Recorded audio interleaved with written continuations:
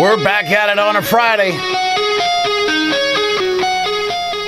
Good to have you with us here on Ed Schultz Gives Commentary. The entertainment just keeps on coming, and so does the absurdity. Ben Carson is supposed to be this smart guy. He says shit that isn't true. So does Rubio. This is now a complete pattern by Republicans. These are the guys that are in the top 4 in polling. So yesterday we do this commentary pointing out that in the debate the other night, Rubio said something that was totally false, saying that welders make more than philosophers. Bureau of Labor Statistics obviously has data saying that that simply isn't true.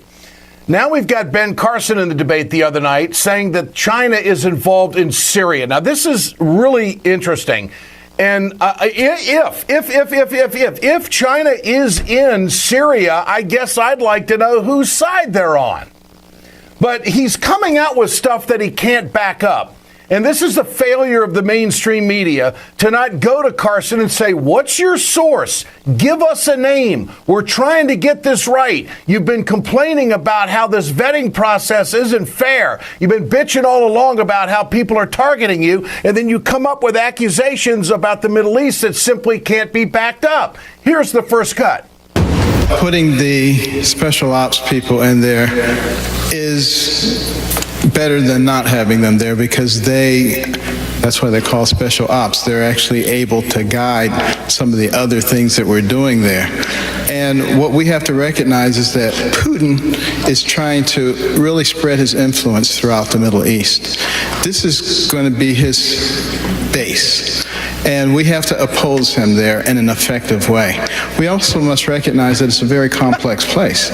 You know, the Chinese are there as well as the Russians, and you have all kinds of factions there. The Chinese are there as well as the Russians, and Putin's trying to make this his base. Wow, there's a lot of news there, isn't there, folks?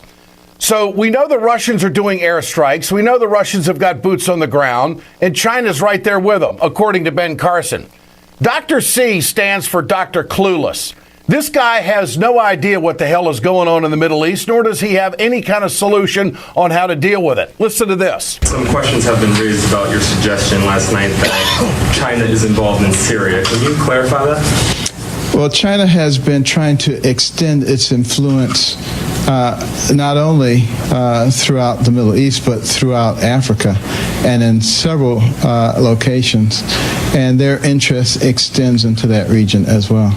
I would have to refer you to some other people to get you the actual data, but they've shown it to me. Who are the people that have shown you this, Mr. Carson? Give us a name. Do you know who you're talking to? Do you know the names of people who give you information? Is it someone in your campaign? Is it some kind of hidden national security advisor? Is it a top secret agent that's gone rogue that has given you information about what China's doing in the Middle East? This is the administration's response to all of this BS.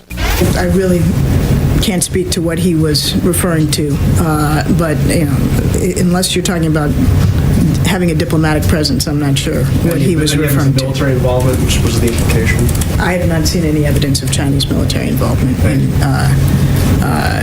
in Syria. Okay, so Ben Carson has information that the administration doesn't have.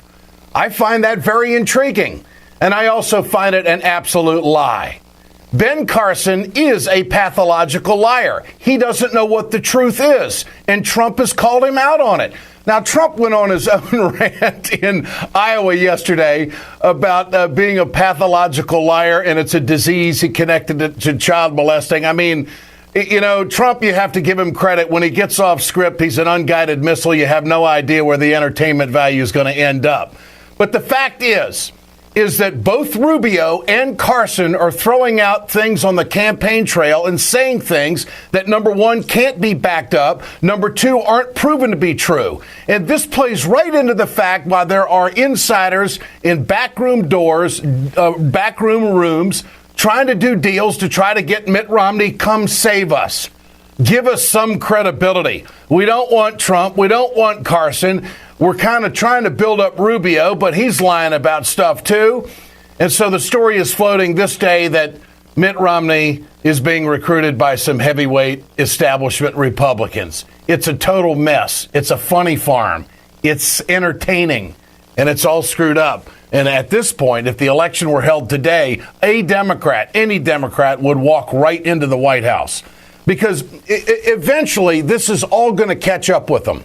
And eventually, as it gets closer to Iowa, I do believe that the media is going to zero in on these inaccuracies and make them a story. I don't know what they're waiting for.